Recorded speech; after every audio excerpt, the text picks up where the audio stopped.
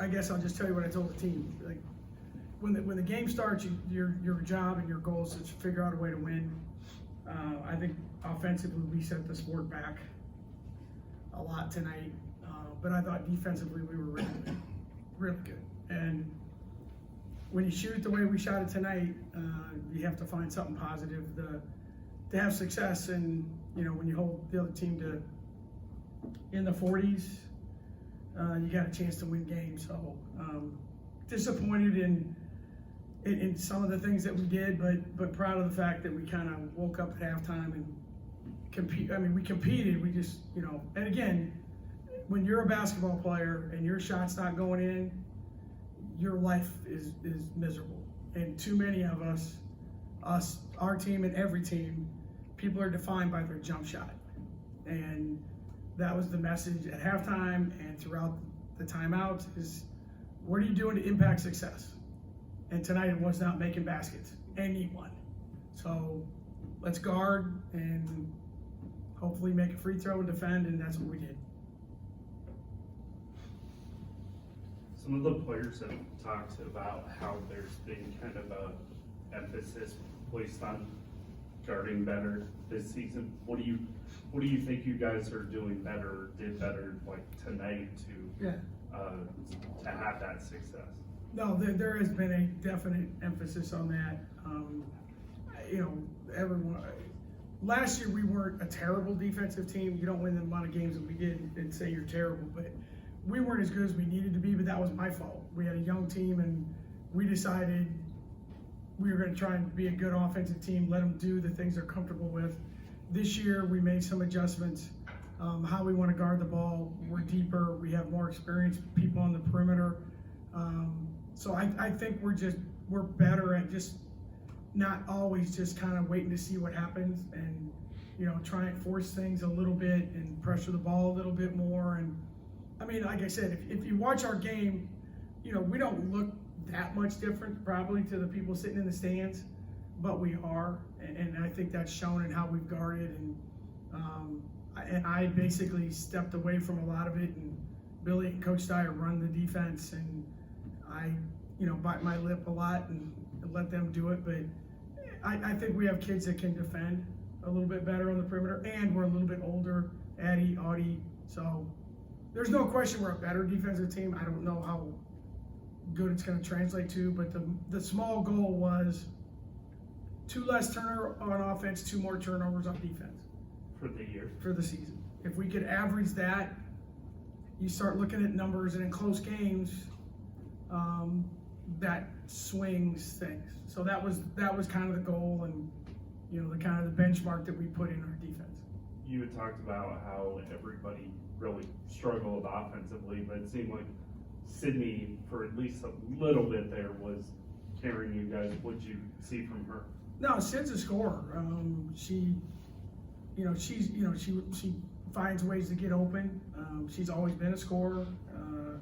She has that mentality. She hunts her shot.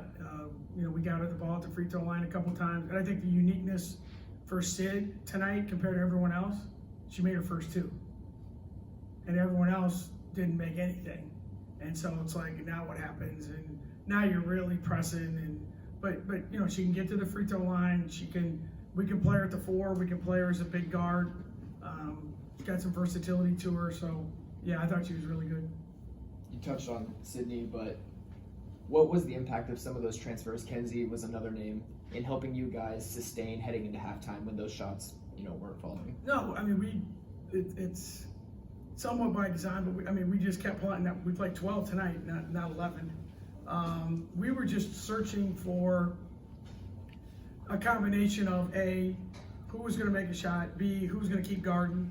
Kenzie's a really good defender, has played at a very high level already in college. Sid. So all of those guys have played enough. So I thought they were really good. We didn't do as good a job entering the ball in the post as I thought we could have at times. We might have settled for some shots. And then you walk that fine line between telling someone not to shoot and then it gets in their head a little bit. But I thought the end of the first half and into the third quarter, we guarded as well as we could, and that gave us the separation we needed. Bill, what did it mean to be honored for your 30th season? And B, did you think your team would shoot 30% on the night you were honored? Your threes? No, it was very nice. I did not know they were going to do that. I don't like stuff like that. But no, it's very nice. Obviously, we've been so blessed to be here, and this is such a special place for our family. And I've joked with you guys many times. I grew up in a family that my father ran a gas station, and it was the family business. And Deb's parents were farmers, and that was the family business. Iowa State women's basketball is our family business, and we've been blessed to be here. And it was a very nice gesture. I appreciate Indiana State's patience. We understand they're ready to play, but no, it's very, very nice, and something that is very humbling. But I'm honored to be a part of this place as long as I have. You mentioned that when shots aren't falling, it's the worst feeling for a player. But for them to respond, hold that team to 25%, build a lead, win by 22 points when, again, you shoot 30%, that's got to say something. No, it does, and I think that's the thing. And I told him, I'm like, that's life. I mean, it's not always going to be you show up to class and you know every answer, or you show up to work and it always goes perfect. So you can either say, well, this is not my night, and shut it down, or that's the great thing about basketball. There's other things you can do, and if you're mature enough and committed enough to your teammates, my night tonight is I'm going to defend, I'm going to rebound, I'm going to screen, I'm going to pass. And the basketball gods usually reward you later with a made shot or something. So I don't know last year, I'm not saying we wouldn't have won this game. We certainly would not have won by 20. So again, it's a credit to the kids, it's a credit to my staff for doing a great job of scouting them. And so yeah, those are moments that are good. And it's always a lot easier to learn when you win than when you lose. So hopefully tomorrow we come back to practice. As I always tell them, the video and the stats don't lie. So let's figure it out and move on. What have you thought of Audie these first couple games, specifically on the offensive end? Yeah, Audie's been really good. I mean, she missed a few shots tonight that normally, she wouldn't miss. They were in a zone early. It's a little harder to get the post man a touch. But, I mean, she's as good a low post player as there is in the country. And like I said, we had opportunities to get her the ball. We didn't. And those are things that I have to do a better job of. But, like I said, she missed I think she was 6 for 15. And on a normal Audie night, that's 10 for 15. She got caught up in whatever we all suffered from tonight. But she made her free throws, got her minutes in. So she's been really good. And she changes the game for everyone.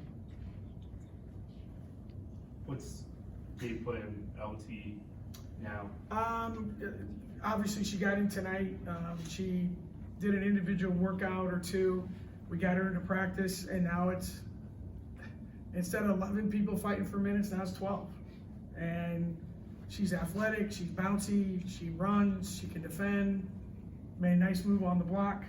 It just gives us another option at that spot. If Audie's in foul trouble or Willie is in foul, like Willie got her third foul at the end of the first half, you don't know the flow of the game, but she was doing really well before she got hurt. So she will impact our team somehow, some way. She really will. All right, thank you guys. Thank you, everyone. Thank you so Appreciate your much. time.